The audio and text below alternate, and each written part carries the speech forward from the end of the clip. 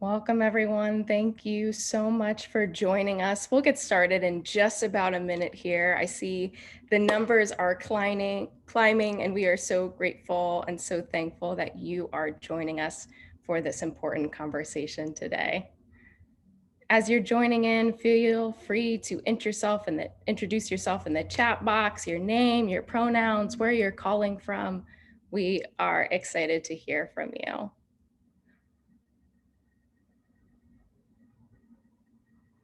Hello to everyone joining. We'll get started in just about a minute here. We are excited to welcome you to our webinar and the launch of our radical report on holistic safety, social emotional learning, and education justice. As you are coming into the webinar, please do feel free to introduce yourself in the chat box, your name, your pronouns, where you're calling in from. We're going to get started in just about a minute. I see those chats coming in. Thank you so much for joining us. We're going to dive right in. And for the folks that are just joining us, feel free to introduce yourself in the chat box, your name, your pronouns, where you're calling in from. We are so grateful that you are here. Welcome, welcome, welcome, good people. Let's get started. So for our check-in prompt today, we would love if you came in the chat box, shared your name, your pronouns, where you're tuning in from. And our check-in question for this webinar is, which of the 13 guiding principles of Black Lives Matter is speaking to you today? Which of the 13 guiding principles of Black Lives Matter is speaking to you today? And so to ground us in the Black Lives Matter 13 guiding principles, you'll see them here on the screen. My colleagues are posting them in the chat box. And the guiding principles include diversity, restorative justice, unapologetically Black families, Black women, Black villages, globalism, loving engagement, empathy, queer affirming, trans affirming, intergenerational, and collective value. Please, if you're just joining us, go ahead and come in the chat box with your name, your pronouns, where you're calling in from, and which of the 13 guiding principles of Black Lives Matter is speaking to you today. My name is Sierra Kaler-Jones. My pronouns are she, her, and hers. I'm the Education Anew Fellow with Communities for Just Schools Fund and Teaching for Change. I am calling in from the ancestral lands of the Anacostans, and the principle that speaks to me today is collective value. Today, I am holding Fannie Lou Hamer's words close to me that nobody's free till everyone's free. And as we continue to have these conversations and do this work, every day we get closer and closer to freedom and liberation. Thank you all for joining us, and thank you for adding your thoughts into the chat box. I am joined by my colleague, Jamie Coppell, who will introduce herself as well. Thank you so much, Sierra, and welcome everyone. My name is Jamie Coppell. I use she, her pronouns. And the value that's speaking to me today is empathy. I'm so glad that we are going to be having this conversation, this righteous, radical conversation today, and very, very excited to see what action comes out of it. Thank you, Jamie. We're also joined by panelists who are moving powerful work in the education justice movement, who we will introduce shortly after some quick logistic notes and grounding ourselves in the topic today. So as some virtual space keeping, please use the chat mindfully and be aware of power and privilege. So try to refrain from splaining, cis-splaining, hetero-splaining, white-splaining. Please use the chat to affirm panelists, to share resources, build connections, amplify what resonates, and offer reflections. We will use the Q&A function for tech and logistics questions. At the end of the webinar, we'll create some space for panelists to answer audience questions. And please place your questions in all caps in the chat box so that we can keep tabs on them. Please also engage with us on social media. We are at Just Schools on Twitter and at Just Schools Fund on Instagram. For this conversation, we are using the hashtag ReclaimSEL. Today, we are also joined by ASL interpreters, Rory and Kathy. So we are so grateful for Rory and Kathy and Joyful Signing for being with us today. Now I will pass it back over to my colleague, Jamie, who will share more about our work at Communities for Just Schools Fund. Thank you so much, Sierra. Whew, this conversation just feels as if it is arriving right on time. So who is CJSF? The Communities for Just Schools is a donor collaborative. We exist to provide crucial resources to grassroots organizers working for education justice. We are in our 11th year, and we were started in 2010 by individuals in philanthropy who understood that in the ecosystem of education justice, grassroots organizers are the least resourced and the most impactful. We're part of an arc that began with Black parents in Mississippi who demanded change in their schools. Their children were being pushed out of school, disproportionately disciplined, and arrested for reasons that defied explanation except as symptoms of a pervasive system of racial hierarchy.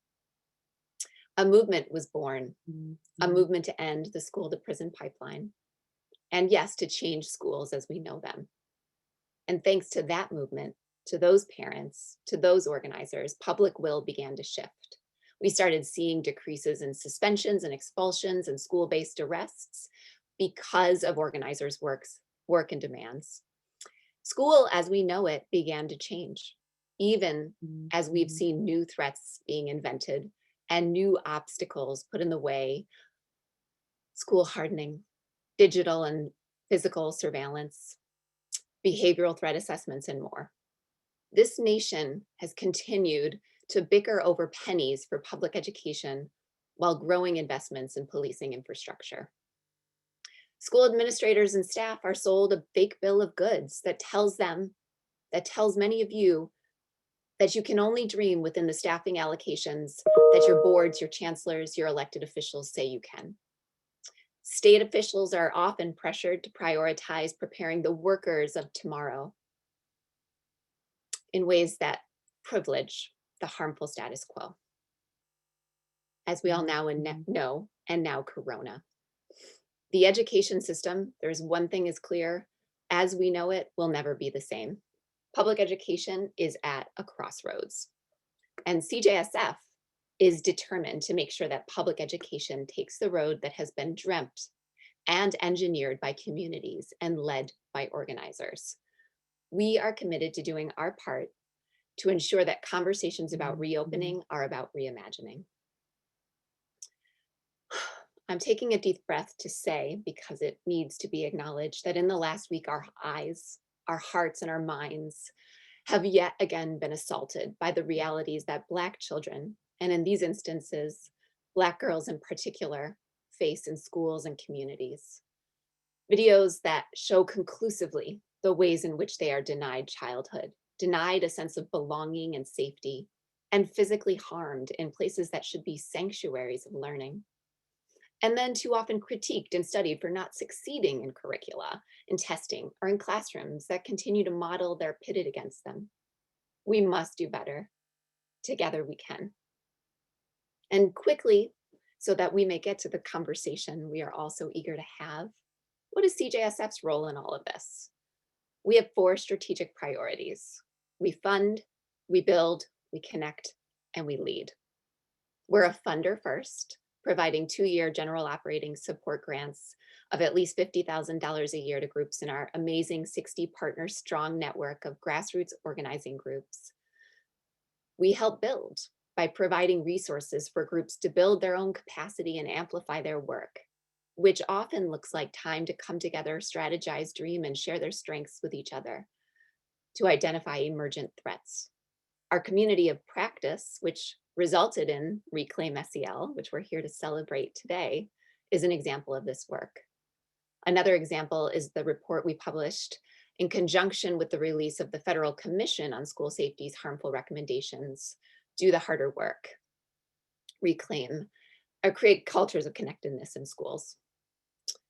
CJSF, we are fundamentally dot connectors, bringing together folks in the education justice ecosystem with organizers and vice versa, so that policymakers, practitioners, researchers, philanthropists, and others, including so many of us that are here today, are connected with and informed by community.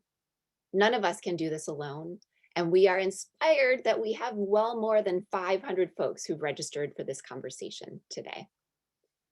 CJSF seeks always to lead in philanthropy on issues of education justice, collaborating with our amazing 20 donor members and other allies and friends to change power dynamics and to elevate narratives that are too often erased. In the last 5 years, we dispersed just south of $16 million in grants to the field, a number we're incredibly proud of. But the truth is, the reality is our partners are up against organizations that have hundreds of millions of dollars at their disposal. They're organizing for their own private interests, even if they don't call it organizing. As our sister Allison Brown said in 2020, to take public education down that other road that would maintain and grow the status quo in the interests, not of communities and children of color, but of the almighty dollar, we must not let that happen. So let's get to it.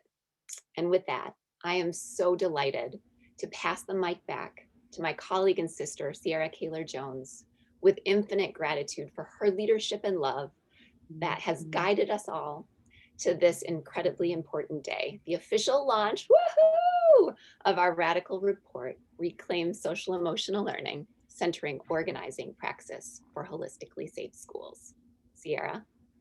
Thank you so much, Jamie, and thank you for grounding us in the work that we get to do together and the work that we get to do in community and with community.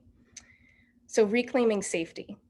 The physical and psychological policing of Black and Brown young people is a lethal tactic that upholds centuries-old systems of injustice and oppression. Today, I'm holding close to me Kaya Roll in Florida, who was policed and punished and put in handcuffs for throwing a tantrum. I'm holding close to me 4 girls in Binghamton, New York, who were strip searched for being regarded as giddy because they were laughing. They were 12.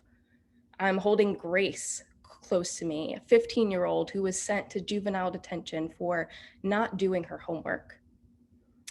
I'm holding close to me the LGBTQ plus and non-binary young folks who are policed and punished for not conforming to gender norms. And as Jamie shared, just this past week, a 9-year-old was pepper sprayed by officers in Rochester, New York, and a young Black girl was body slammed to the ground by a white officer at Liberty High School in Florida. Not only are schools physically not safe for young people, Black and Brown and LGBTQ plus young folks in particular, but SEL is used as a tactic to emotionally, psychologically, and intellectually police young people. The troubling narrative has been you must manage and control yourself and your emotions in order to not only be successful, but to be valued, loved, and affirmed. When we ask young people to stand in a straight line, to be still, don't talk, don't express emotions like anger that make others uncomfortable, we aren't asking them to feel. We are asking them to conform to norms, which begs the question, whose norms are we adhering to and abiding by? I think of Bell Hook's words, calling it the imperialist white supremacist capitalist heteropatriarchy. But there is another way. Organizers show us the way, how SEL can be a powerful tool for deep relationship building with self, with others, with our communities, with our passions, with our ancestors, with the land, when it's culturally affirming. The promise of culturally affirming social emotional learning is restorative and transformative justice. And as we've learned from our partners at Dignity in Schools campaign, not using restorative justice as a reactive tool, but rather a tool from the start for relationship building. It's about trust building instead of school hardening, about school administrators and teachers actively listening to students, parents, and communities to together co-construct a positive environment and increase sense of belonging. It's to channel our emotions like righteous rage into organizing and power building so that we can continue to actively work together as school communities to fight against racism, sexism, homophobia, classism, and all of the isms. And organizers show us this because they do it in their work every day. You have to have a sense of social awareness to know what issues to organize around. You have to have deep relationship building skills to build your base. And you have to be self-aware to understand how to harness your gifts and talents for social change. And all of this, as you see here on the screen, is detailed and more in our radical report entitled Reclaim SEL, Centering Organizing Praxis for Holistically Safe Schools. And today we release this work publicly. And this RADport comes out of a year and a half of deep learning with our national network of partners, site visits to places like Long Beach, California, to learn from Californians for Justice's relationship-centered schools model, places like Juneau and Nome, Alaska, to learn from the Association of Alaska School Boards, virtual learning exchanges about SEL and anti-Blackness, webinar conversations like this one, a Twitter chat, participation in convenings like Novo and Education First SEL in Action convening, and engagement with schools across the country.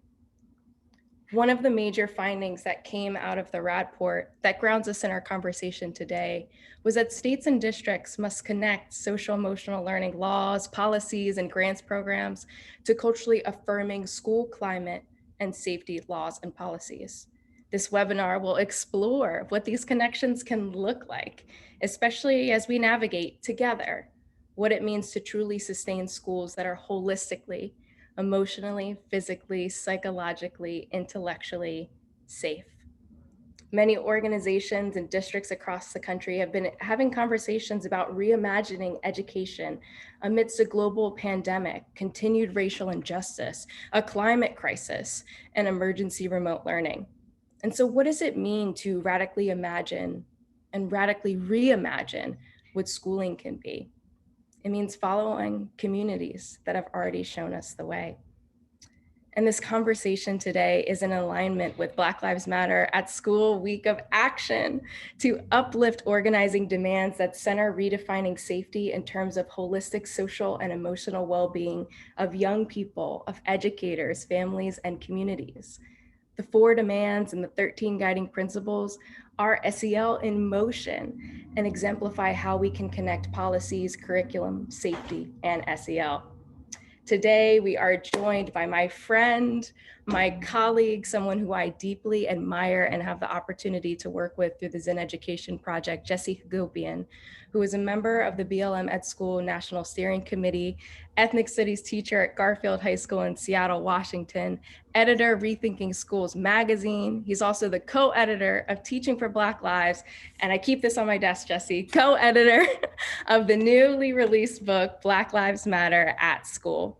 And so Jessie will center us in the Week of Action, the Year of Purpose, and how policy, curriculum, and social emotional support are all essential in the pedagogy for teaching for Black lives, as well as creating and sustaining schools that are holistically safe.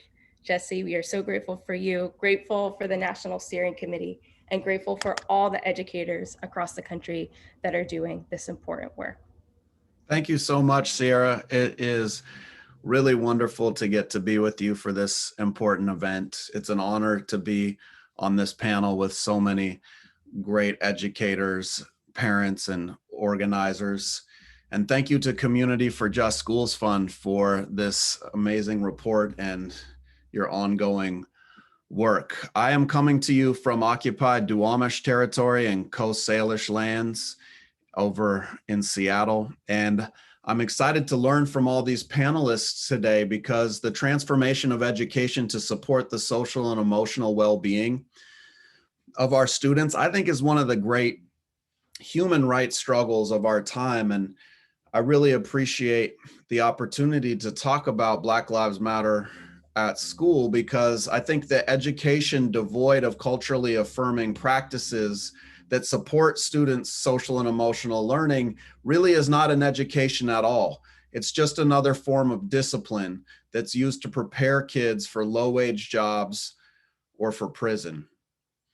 And the corporate curriculum is the opposite of culturally affirming. It's culturally degrading. You only have to crack your kids' textbooks and look at what they say about Black folks and how they root our history in oppression and the enslavement of African people, rather than seeing slavery as a disruption of Black history. And you can probably understand the harm that corporate textbooks are doing most by what's not in them, right? By looking at the many contributions that Black people have given to this country that are absent.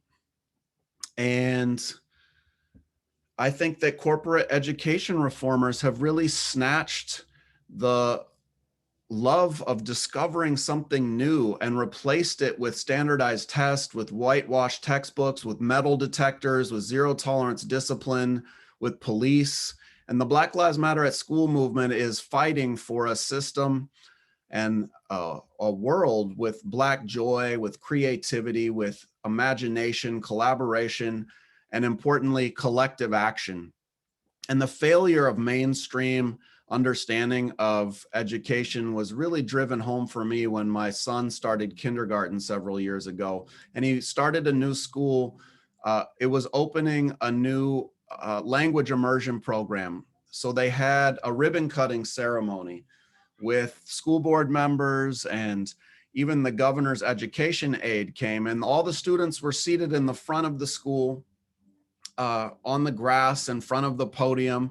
And the governor's education aide took the stand and she said, "I want to thank you all for coming to this new language immersion program, because now you'll be ready to compete in the global economy."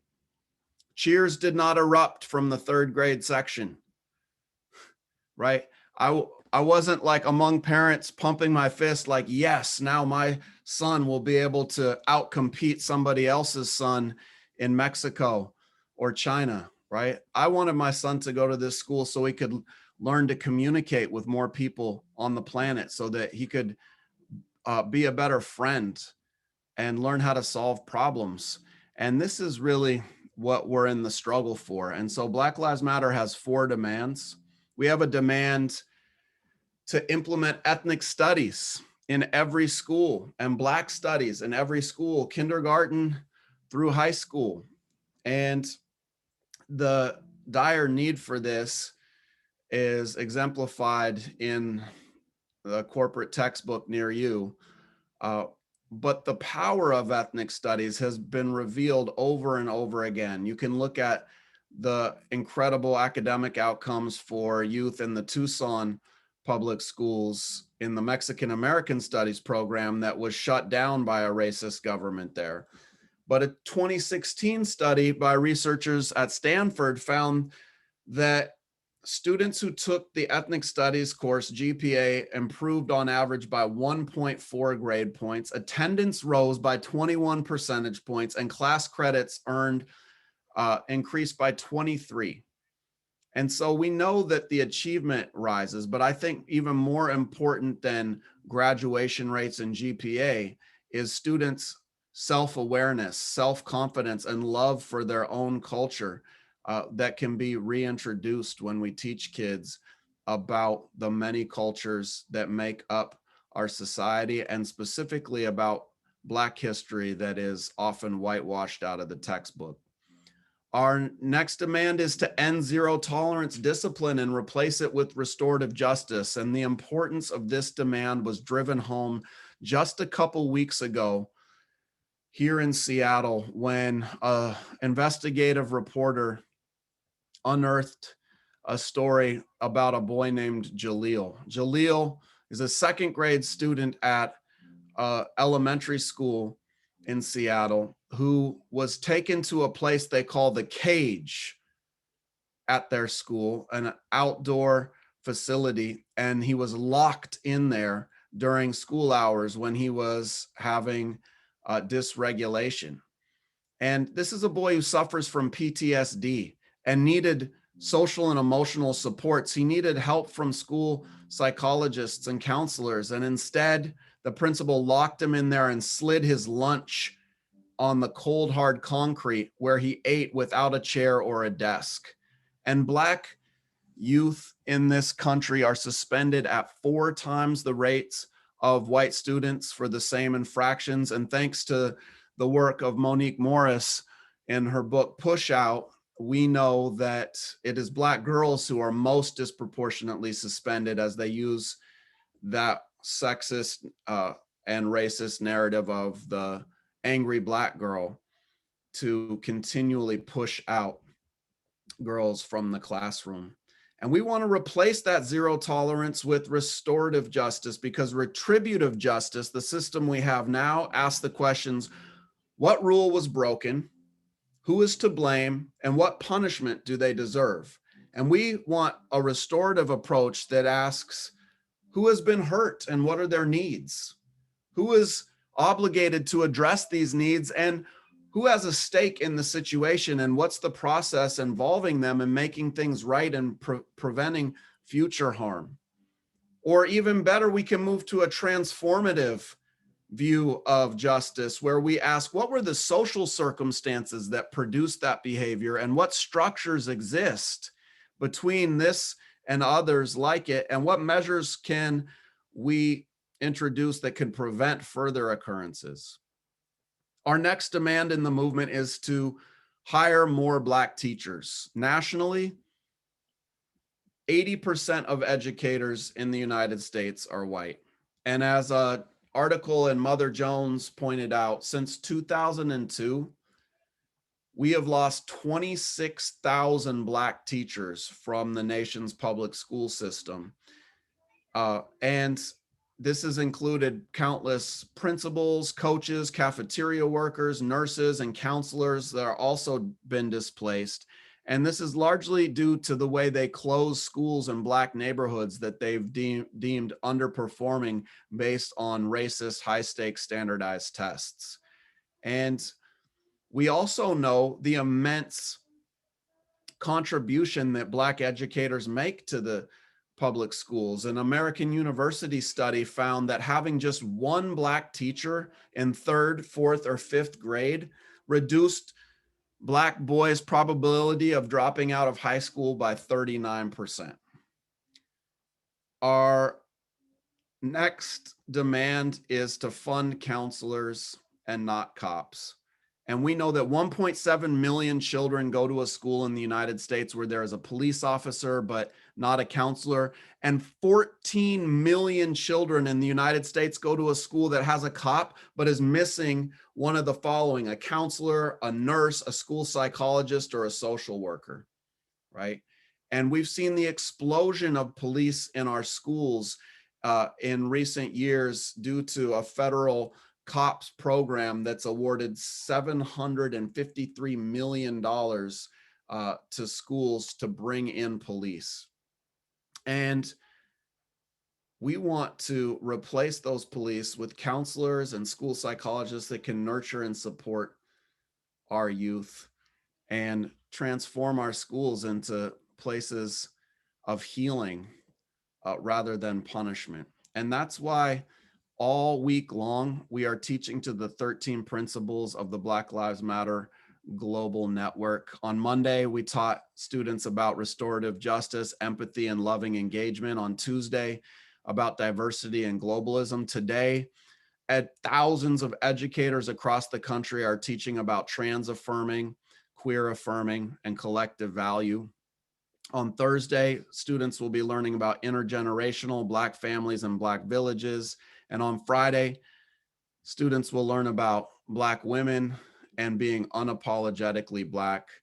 And this struggle is exploding across the country and pushing back against anti-Blackness in schools all over the country. And it's an honor to join this incredible movement. And thank you for having me today.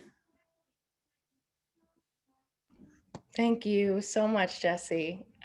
We appreciate you so much for being here, for dropping all that knowledge, right? I'm sitting here typing up all of these notes because the work that you all do, the 4 demands, they really show us how we have to link all of these areas together, right? We can't just change the curriculum I think about Stephanie Jones talking about the idea of curricular violence, like curriculum being violent in that it completely erases or distorts Black history, rather than starting from a place, as you said, Jesse, of Black joy, of Black creativity, of imagination, collaboration, collective action, and resistance. We can't just change the curriculum, because if the pedagogy is violent, then it continues to pile on.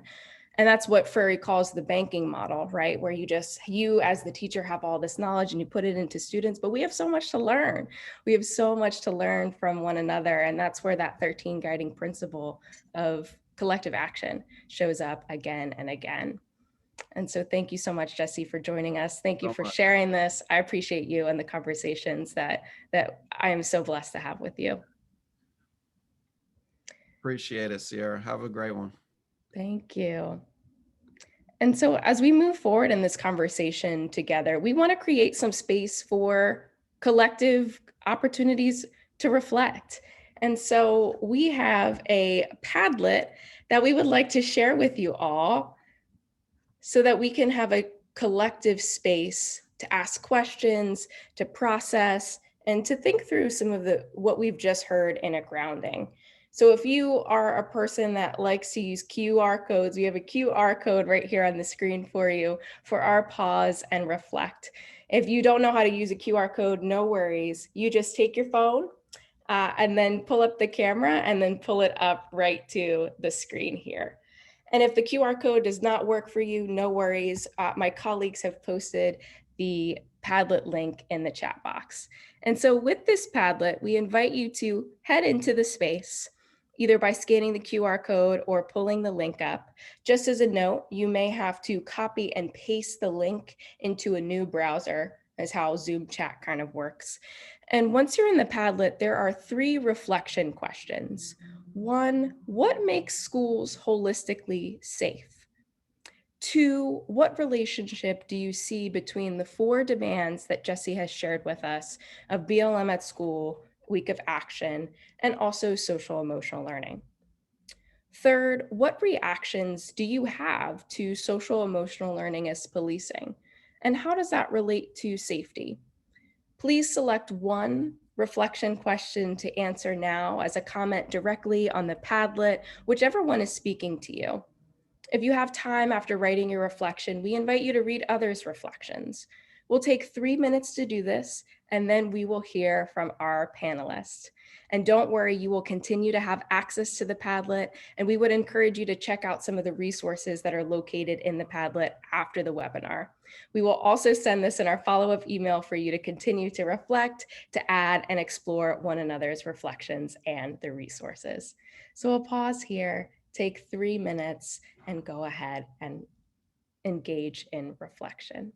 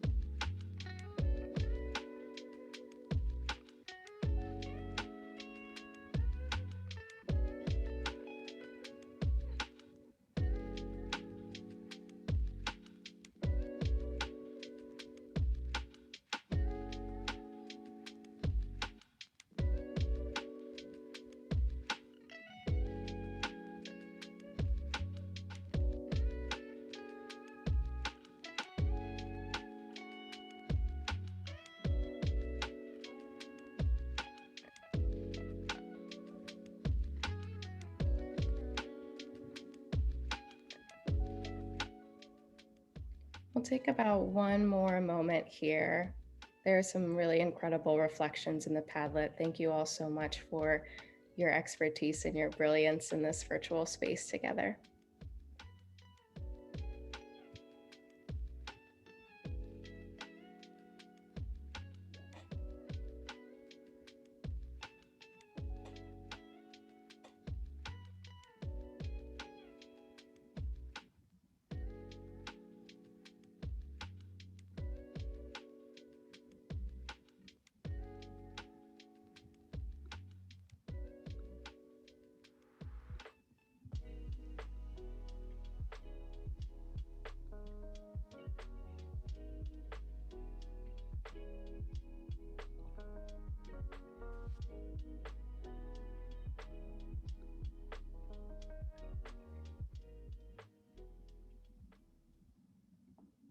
Beautiful. Thank you all so very much for contributing to the Padlet. There are so many fantastic answers in here. I see what makes schools holistically safe. I see relationships, trauma-informed approaches, lots of listening, supporting and affirming relationships. I'm seeing relationships a lot here, which is so crucial, so key.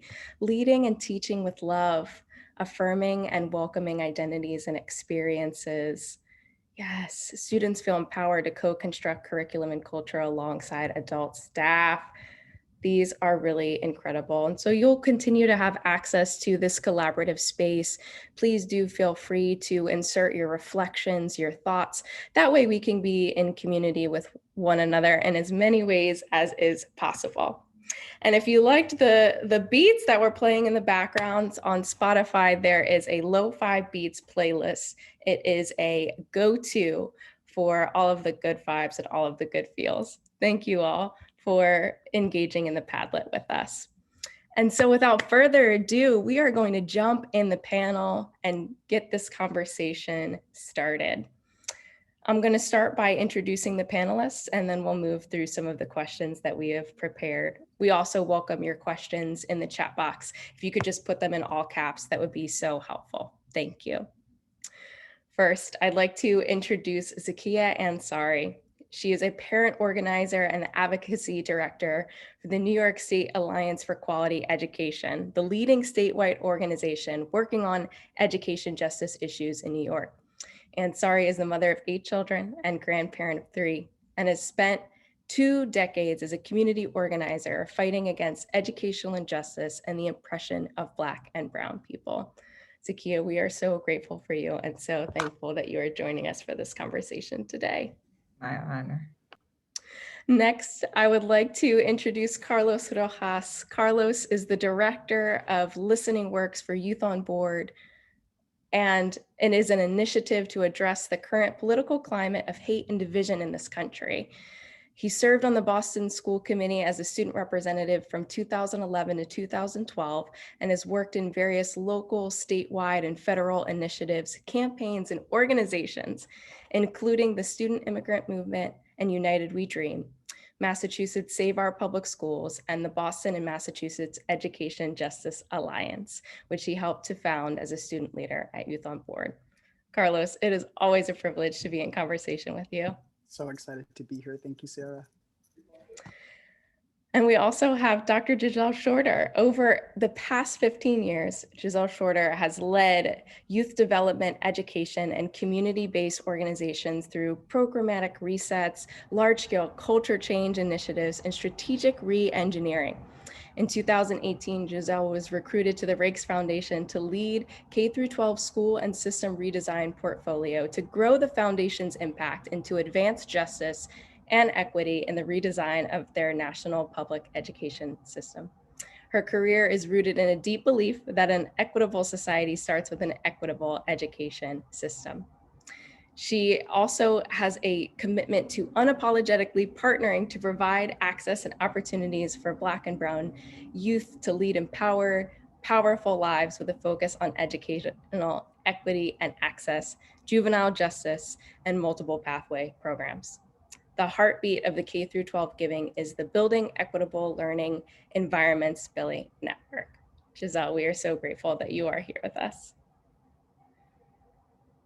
And I'm going to pass it over to my colleague, Jamie, who will get us started with our question and panel portion. Thank you, Sierra, and welcome everybody. This is a beautiful, beautiful group of brilliant folks. So let's start this conversation where we started in the Padlet. Let's talk about holistic safety. I'm kind of reflecting as I look at what people are putting in to the Padlet on just how much is showing up around the very basic concept of relationships. So I offer that to all of you. And I would also love to say that this morning, Sierra and I were talking, and she reminded me of something that Adrienne Marie Brown wrote recently. She said, all organizing is science fiction. We are bending the future together into something we have never experienced. A world where everyone experiences abundance, access, pleasure, human rights, dignity, freedom, transformative justice, peace. We long for this. We believe it is possible. And that resonates so deeply as we see disconnected and fractured conversations being privileged around this country, around this nation. Safety is solely a choice of police or no police. SEL is just finding the right toolkit or curricula, and curricular approaches that are as anemic as that annual lesson about the Reverend Dr. Martin Luther King Jr. as a peace builder. And so in the spirit of Adrienne Marie Brown's offering and reflecting upon what we see in the Padlet and what our partners lifted up throughout our year-long community of practice, I would invite our esteemed panelists to each share your thinking and feeling on what holistically safe schools look and feel like. And Zakia, would love to come to you first. Yeah, sure. Thank you so much. I'm super excited. The chat is lit and it's chatty. I love a chatty chat box. So keep it up, y'all. Keep it up. Yeah, so I was trying to figure this out. I feel like holistic space, school, inspires, heals, and is responsive to the mind, body, and spirit of young people, right? That all those things are not an afterthought. They are what guides how they move forward in every aspect of their learning and every interaction that they have. And if we even just did that, imagine how schools would be for young people. Zakia. Carlos, would love to hear your thoughts on this. Thanks all. One of the things that my mind keeps going back to is, this idea of we can't undo the past, and we can't undo what's happening in the present without being grounded in anti-oppression. And so many young people go through school without learning about the kinds of oppression that affect everything around us. And for our own social emotional learning practice, we don't do that without grounding ourselves and our young people in what oppression looks like and what could a world look like without oppression. So I'm excited to share more about the ways in which youth-led and nonprofit organizations are perfect incubators for culturally affirming SEL practices. Thank you, Carlos. I'm just thinking about when we started this work, how few of our partners were talking about social emotional learning, but how much profound and deep learning they were lifting and education they were doing around just what you're talking about. And so we're not aiming to make everybody a convert to social emotional learning and just the right curricular choice. So thank you for lifting up how we need to literally ground ourselves in that this is the water we are all swimming in. So with that, Giselle, would love to invite your voice and reflections. Hi, so I'm delighted to be in this conversation and with this panel. Safe schools, to my mind, are relationship-rich environments that signal to all members of the community, I see you, I respect you, I am committed to ensuring diversity of access and opportunities to help you dream a world anew. And unapologetically support you to develop the skills, capacities, and confidence to make real or realize that vision of self. Ooh, belonging. It shouldn't be so hard for us to create belonging. But I really have appreciated, again, what I'm seeing in the Padlet around the ways that folks who have joined us here today and the way that each of you reminds us of who belongs and to what are we seeking to create space for them to belong. So thank you to all of you for that. So holistic school safety. Holistic safety. We've grounded ourselves in that. That is a part of social emotional learning. And as we transition to the next question, I will say, and I understand the urge to do what I'm about to ask about. It is, though, that we have learned if we learned anything, it is that there is no one curricula.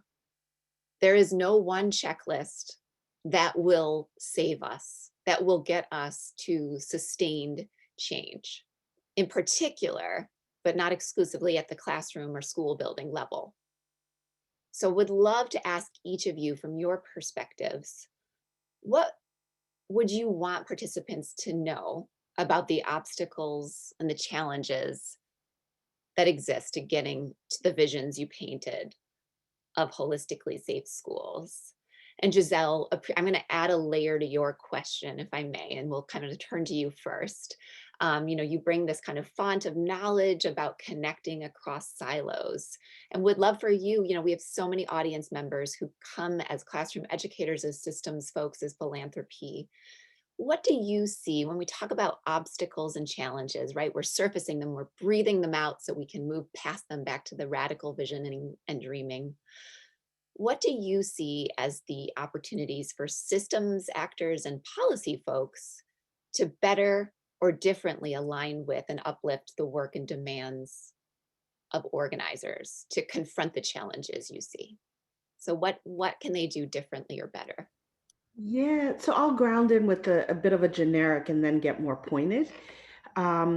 So I guess I see it as the chief challenge is really the stated goals of the education system, right? And so then I'd say it's where and how we localize the problem or problems or dysfunctions of the system. At Rakes, we define the problem as one of system design, rooted in antiquated notions and valuations of who matter, who has a right to thrive, and entrenched mechanisms for sorting, tracking, and suppressing based on race, ethnicity, indigeneity, economic status at birth, and expressions of sexual identity and preference, to name a few, right? And so that all opens up a door, and the compounded nature of base mapping or defining based on weird, Western, educated, industrialized, rich, and democratic as the normative perspective and needs on which research, philanthropic investments are historically made to develop and advance educational equity and practice. So it kind of locks us into a status quo. And so when I think about the opportunities specific to system actors and policy folks, right, to better align with organizing, I would call out how we do it and what it suggests about where there is some promise, right? So I think some of the distinctions about the Rakes national education strategy are rooted in, as distinct from others, is rooted in how we partner with diverse stakeholders. I think the first is to see aspects of a system that was designed to be invisible, particularly for those whom it has worked historically. And then two, centering those who have been least well served by the current system by asking them and their partners, right, to define the problem. And then third, informing where we center the imperative of educational equity, right? And so that's about seeing the system.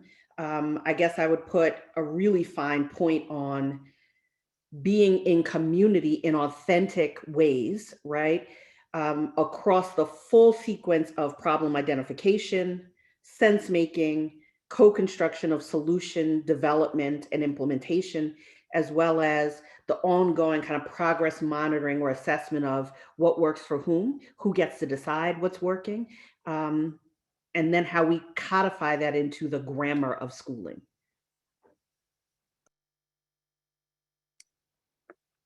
So powerful, because what I appreciate about that is that it's like whichever circle we're looking at, and the circles are so overlapping, it is the same set of problems. Who is being centered and who is not being centered, who's being erased and who's not being erased. So thank you for that grounding. Carlos, maybe we'll come to you next. What would you want us to know? How do we breathe out problems so we can lean into possibility? Thank you so much, Jamie, for that.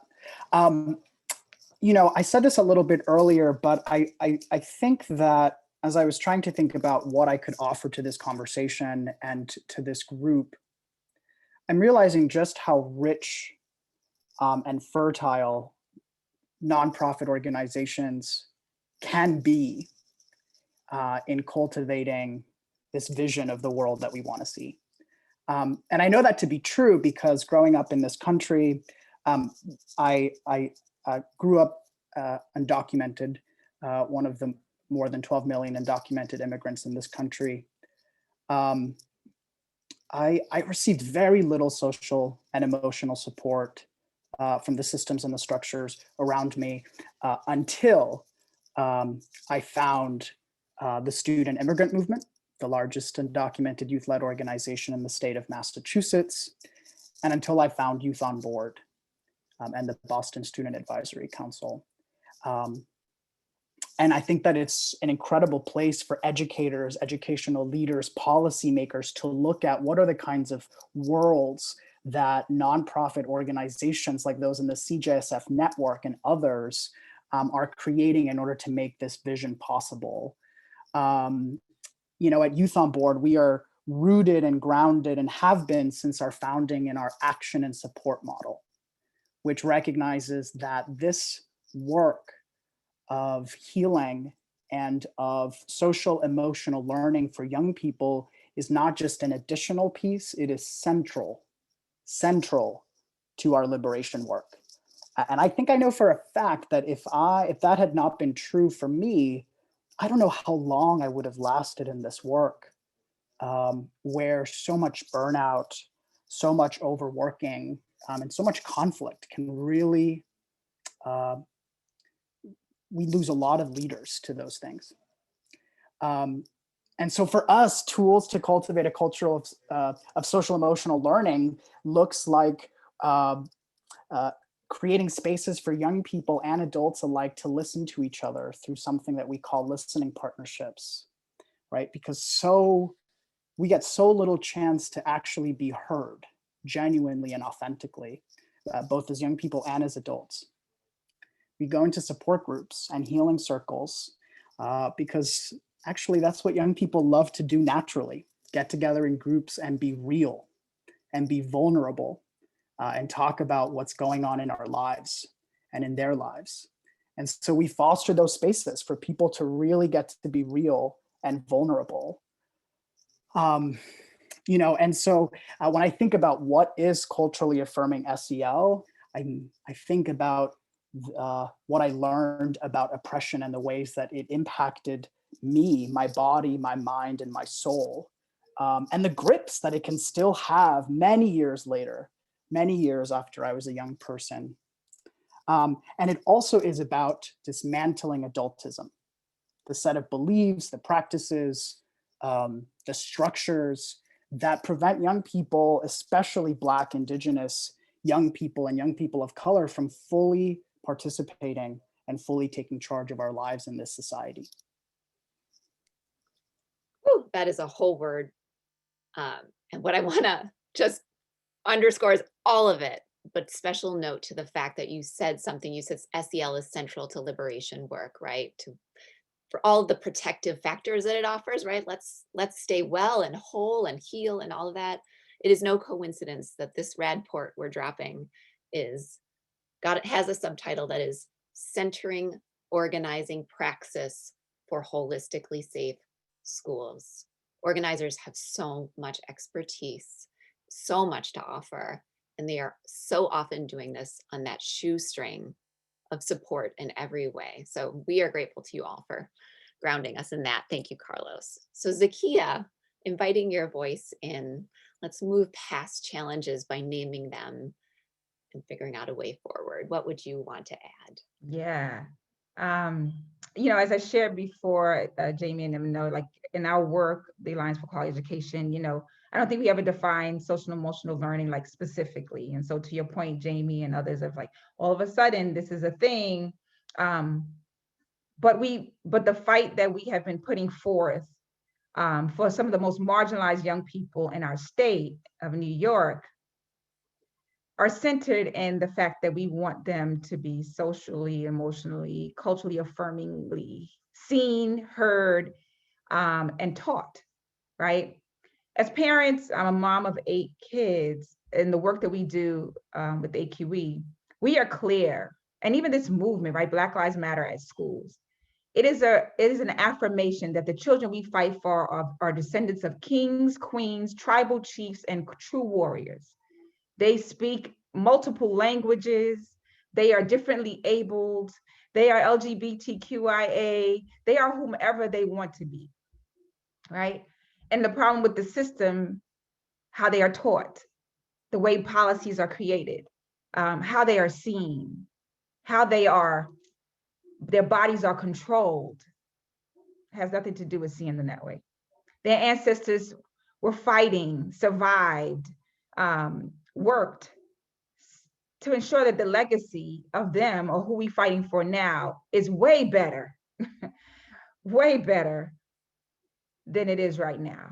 And so I think there's this acknowledgement with the Black Lives Matter at school is really important, like this constant reminder to the world that we see you young people in all your royalty, that we believe that you deserve all that you want to be successful, that you need to be successful, and that we're going to fight that fight together. And I think it's a constant reminder to the world that these are the children that are, and if you're an educator, that you should be blessed and honored to have in your space and in front of you.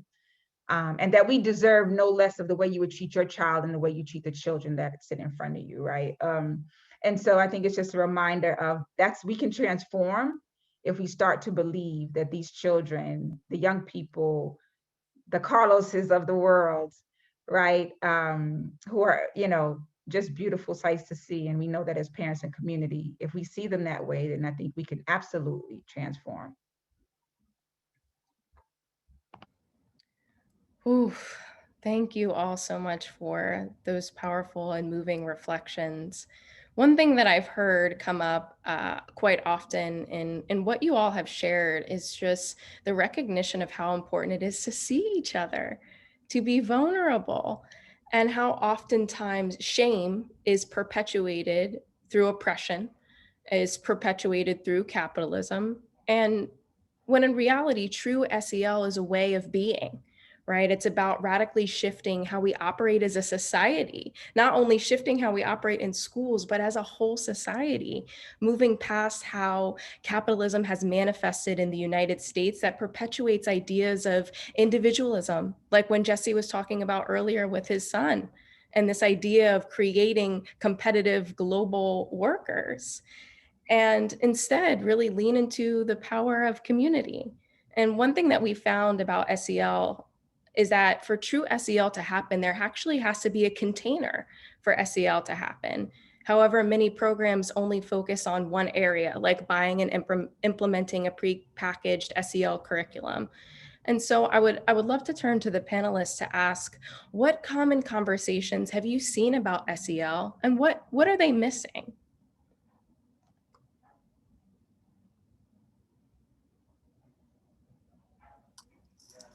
I can jump in. That's such a good question. I'm excited for this part of the conversation. I think one of the things that we often see in the traditional SEL conversations, and I think this was mentioned in the chat many times, is the ways in which SEL can be co-opted to mold and fit BIPOC young people into the system that we live in, right? And so if only we get young people to be cooperative, to follow all the rules, to do their homework, to not lash out, then we've achieved SEL. And it really is the opposite. Right? Like what we know at Youth on Board is that you actually have to mold yourself to the young people, right? It means having a plan and then being ready to scrap it, depending on where the young people are at, where they want to go, what kind of conversations they want to have.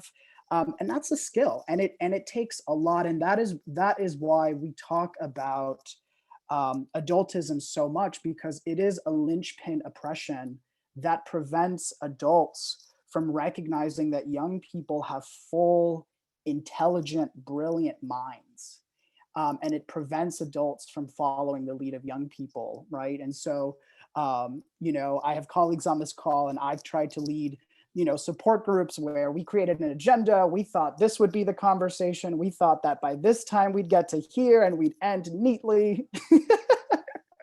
I see everybody resonating, right? And that's just not how it works. That's just not how the world works. And I think that illuminates what culturally affirming SEL is following the lead of young people, especially following the lead of young people you are the least used to following, right? The young people who following them actually might make you feel uncomfortable because it's so different from what you know or your version of the world. Yeah, I guess I would tack on to that, Carlos, and say that, we are not starting the conversation at the right point, which is by design, learning is inherently social and emotional, right? And if that's so, then it's not about better diagnostic or acuity to identify and backfill dysfunction in populations. It is about what do we know that is required for all young people to thrive, for human development, for identity development, for that purpose making and skill building to happen in nurturing environments and ways. And so SEL then is about what is the container, what is the nature of not schooling, but how people learn and how people develop, and how we center that as a base map. I mean, I know we talk about young people. I think it's really important to, for SEL, culturally affirming SEL to really penetrate in spaces, right? Like you need advocates for that, right? So it's not just young people advocating, you need their caregivers and those outside to be advocates, but they need to understand the importance of SEL. That is not this squishy thing that means, kids don't have any level of responsibility or accountability, right? That it's centered in what we all want to have and want to see, which is to be seen, to be heard, to be respected. Is that so much to ask for? And I think often, as parents, we don't always get that. And so how do we make sure that in this transformation that we are bringing along the adults, the caregivers, educators, of course, as well, but definitely the caregivers and families into the conversation about what really culturally affirming and social emotional learning is, so that they can be strong side by side with the young people who are actually experiencing, whether that's the way the education is they're getting, or it's not, and we need to do something about this, right? So I think all of that contains a level of advocacy that needs to happen on different levels often.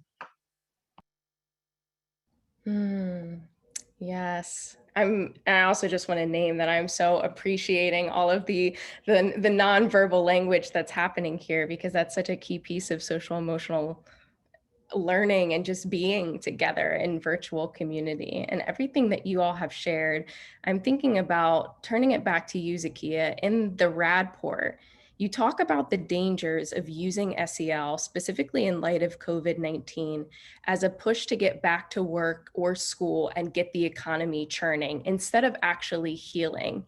And so can you share with us more about this? Because I think that this is such a key point that really you all are touching on. Yeah, so I use New York as an example. We had a plan to open businesses, but not a plan to open schools.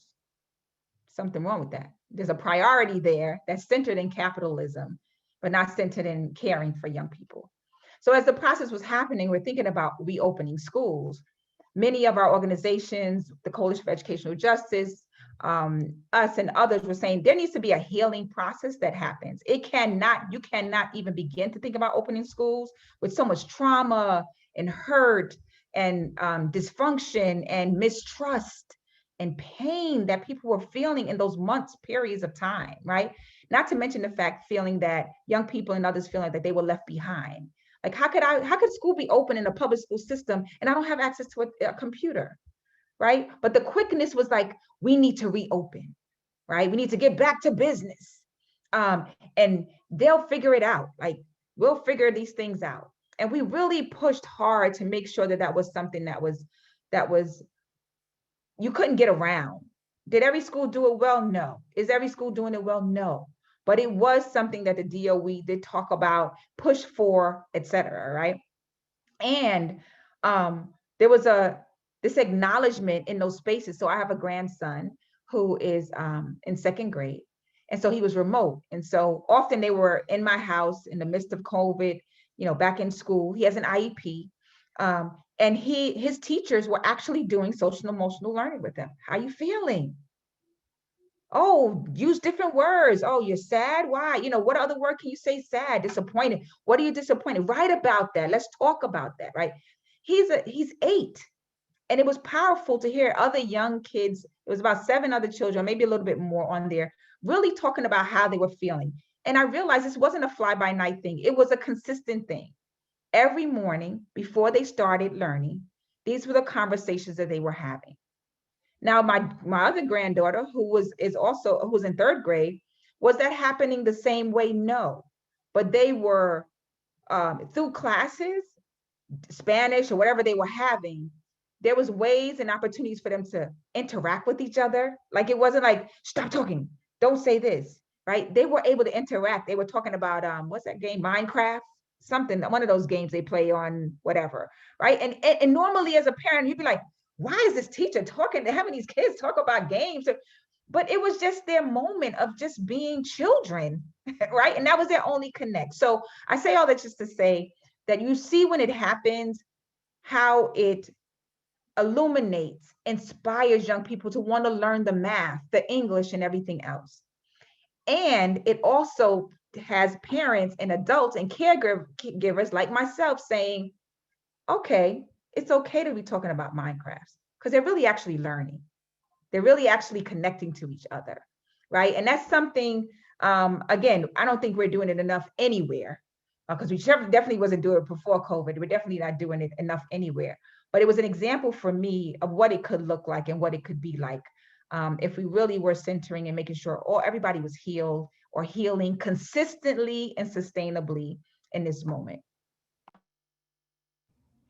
Thank you so much for that. Just the importance of grounding ourselves in the power of healing and how schools have to be spaces of healing, right? Before we can even get to the learning. And as we talk about naming our emotions and healing, Carlos, I would love to turn to you because I've had the honor and privilege of participating in listening works and just the transformative power of creating space to just be heard and to listen to someone else wholeheartedly, right? To open ourselves up, to move past the shame, to be vulnerable and say, this is how I'm feeling in this moment. This is what I'm trying to process through. So at the core of SEL is this relationship building, is this healing piece, which is exemplified so powerfully through listening works. And so can you share with us more about listening works and how we can use it in schools as a practical tool for community building? But also, I would also love to invite you to talk about what insights can you share for others who are engaged in student-centered curriculum and policy development work. Absolutely. Thank you, Sarah. I'm going to highlight a comment that I actually saw in the chat. Cece, thank you for sharing that really important comment. Cece said that their 13-year-old gets asked how they're doing, but then the teacher moves on, doesn't listen. It feels performative. And I would not want to blame an educator for the pressures, the lack of support, the millions of things that educators and teachers are juggling in this moment. So I'll preface this by saying that, but it's so common to see that in so many scenarios where we preach SEL or we talk about SEL. You know, there's a lot of talking the talk and there isn't a lot of walking the walk. And walking the walk around SEL takes exactly what Zakia described. It takes actually being genuinely interested in what a young person has to say, and following up and asking questions, and genuinely listening. And so, you know, at Youth on Board, our action and support model is grounded in the idea that um, that relationships are central to our work, and to build relationships, we have to be listened to and we have to be able to listen. And so our curriculum and the way that we structure our programming is designed to help our young people and our adult staff, everybody, develop the ability to really intentionally listen to each other, and then also to be listened to, right? Because for many of us, we're either that friend that does a lot of the talking, maybe not so much of the listening, or maybe we're the opposite, right? We're the friend that listens, and never gets to share or never takes space for themselves. And so the Listening Works project, we launched at the end of 2016 because we knew that we had incubated a culturally affirming SEL model that works. And it worked for me. You know, I entered Youth on Board as a 15-year-old, and there are many things that have contributed to my healing and liberation. And the Listening Works model has been one of them. And listening partnerships, you'll find in the RAD report, are really effective fundamental ways to actually structure listening time, to really carve out the space and time to build that one-on-one or two-on-one relationship, and to do the listening, and then to do the work of vulnerability, right? I talked about how SEL has to be rooted in anti-oppression. And for that to happen, we have to invite vulnerability and we have to invite realness, right? And young people are more real than anybody else, right? If you ask them a question, they will tell you exactly what they think. They'll tell you exactly how it is. And that's our model, right? For really, really following their lead around being vulnerable. And that takes stepping into feeling, right? And so, you know, Sierra and others from CJSF, you were at our convening. We asked you all to feel a lot. We asked you to really not just step, you know, because in our brilliant circles, we can get really heady. We can get really in our heads about the thing.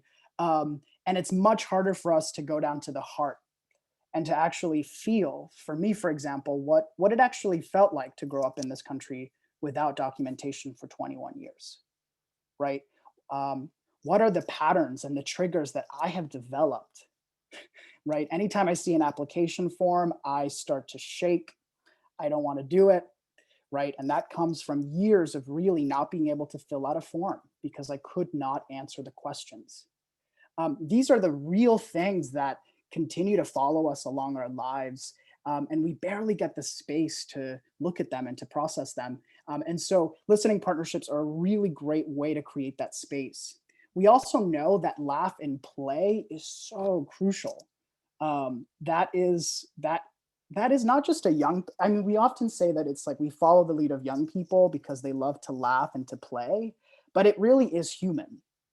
It is really the way that humans explore the world. It's the way that we learn through play. And honestly, jokes are a way for us to process really horrible things in the world, right? When we crack a joke, when we laugh about something that's awful, but we can't stop laughing. And so we cultivate as much space and time for people to get to play and to laugh. And the last thing, you know, the last insight I'll share is creating a culture of appreciation. Because we live in a world where young people and Black, Indigenous, young people of color in particular, we're not appreciated, right? Like everywhere we turn, it's you're doing this wrong, you look wrong, you sound wrong, you're doing wrong. And we barely get to hear, go ahead, you're doing incredible, you're amazing. This is what I love about you. This is what I appreciate about you. This is why we love you. This is what you bring to the world and to the space. And so we open and close every meeting with appreciations, even when it feels corny, even when it feels like, oh my God, I've appreciated this group so much. It makes a really genuine difference in starting to take that step in creating that culture, right? And I love the distinction someone made in the chat. Curriculum can be about doing, but culture is about being. Carlos, I appreciate you. I appreciate the wisdom you're offering and the ways in which you have just gathered the energy to be with us today after making a big move and all of the things. So all of those pieces of you, I appreciate you. And Giselle, I want to kind of build off of where Carlos is pointing us, and ask you to help our philanthropoids, as you would say, who are in the audience, reflect on the lessons Carlos is offering, and how they're transferable to the ways we move in service of the work and the relationship building that's being lifted up here is so central to the systems change, to the practice changes we want to see.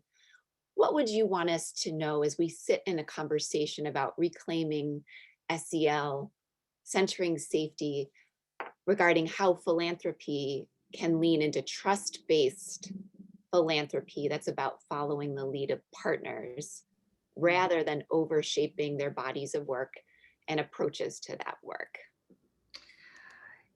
Yeah, thanks for that question. And I knew it was coming, and I'm going to push and don't want to get booed out of the Zoom space, but so I'm gonna push on both sides in my response, right? I think in order to be in authentic and productive partnership, all parties, so philanthropy, organizing, community, community-based operators, community-rooted operators, I think need to be forward in their intention, their vision for transformation, the tools in their respective and collective toolbox to advance the shared agenda, as well as like who and how they plan to, as well as with whom and how they plan to tag team. So, in my context, I lead with my organization's approach to philanthropic grant making as a catalytic system-focused funder. The tools we prioritize for bridging, convening, and the quiet and overt influencing.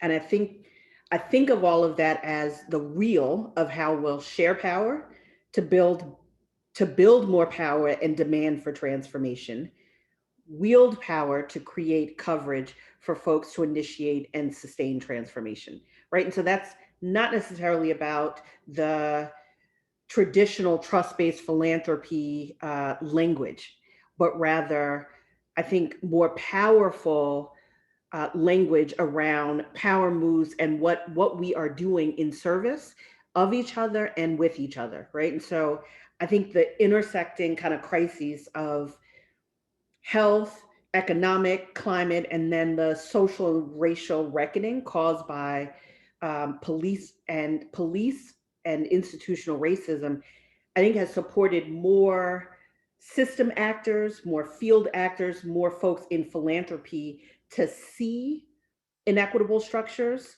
and pathways for finding greater value in the analysis or the expanded vision that we've always had. But in that stance, I think we have to be really pointed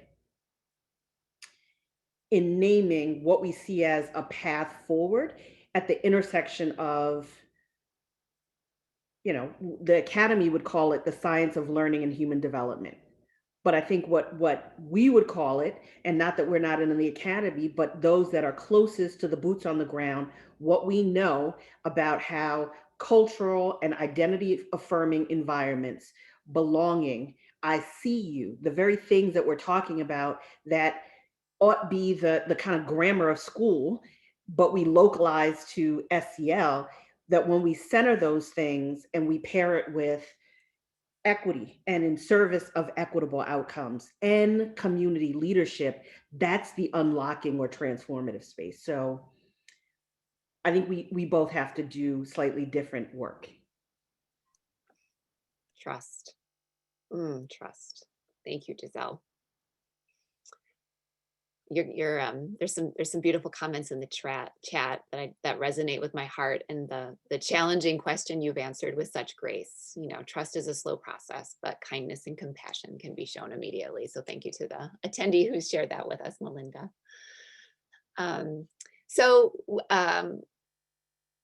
policy, laws, grants programs. One of the findings of the RADport was that states and districts must connect social emotional learning laws, policies, and grants programs to culturally affirming school climate safety laws and policies. And what sits in my stomach when I say that is that we have a long way to go towards having any of the kinds of legislative language that will align with the vision that we're lifting today. And so I'm hoping we can explore together what that looks like in your work. How do those laws and policies show up in what you're pushing for, advocating against? And really inviting you to offer advice or calls to action so that we can be working collectively to ensure that laws, policies, and these grants programs are being connected in intentional ways. Quick moderator privilege, audience. We want you first to answer this question in the chat.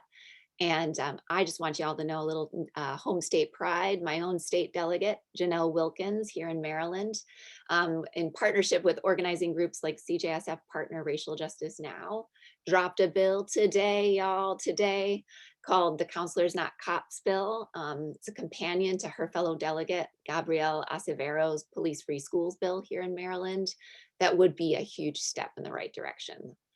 So let's all cross our fingers and then let's act. And so in the spirit of action, inviting our panelists' voices in regarding policies, laws, etc.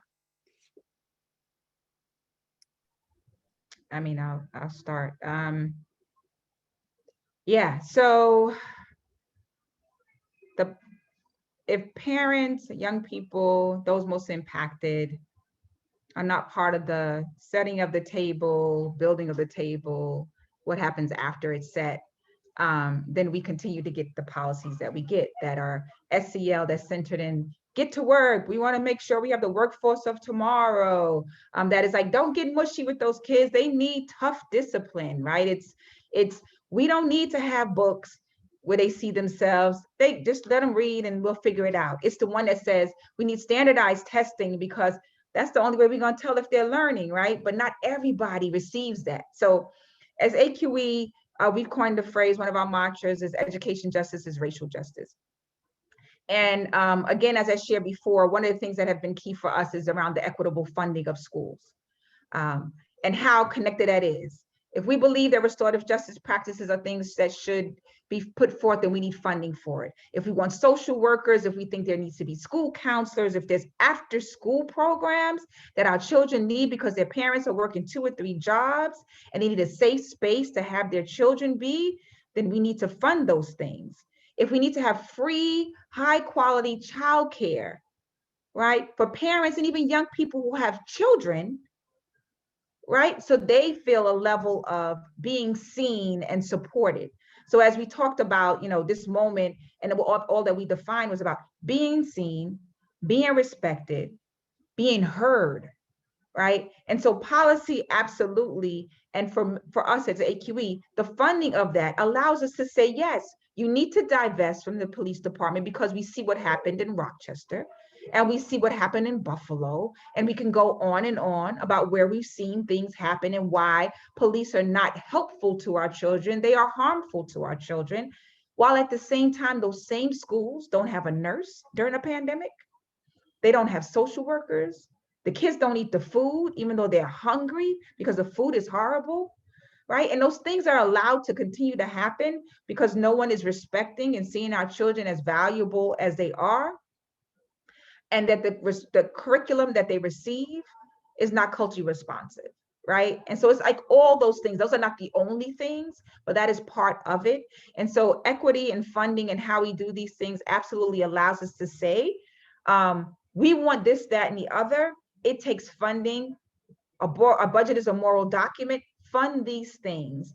And when it doesn't happen, we cry out and we yell, education justice is racial justice, because we know that it doesn't happen for every child. It only happens to some children.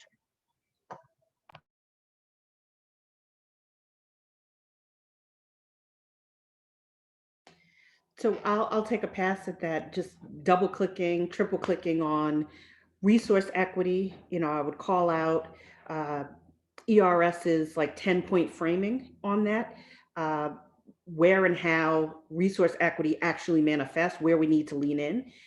More globally, when I think about policy and how do we influence policy that will stick, I think it's that we lean in to partner, right, in curating, sharing, developing, transformation, organizing agenda that is inclusive of narrative shift campaigns.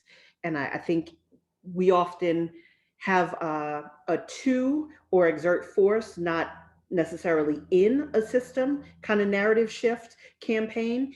And then the policies, really hunkering down on policies that are designed to motivate and support adults to act in and across systems that are all about shifting the experience of school, right?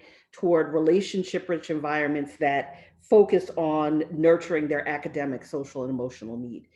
And I know that's a macro, but feel like we also have to zoom out to say, like, policy, we can fight the specific policy war and we can win on a few battles, but if we don't shift the grammar of school to be about this bigger thing, I think we'll lose.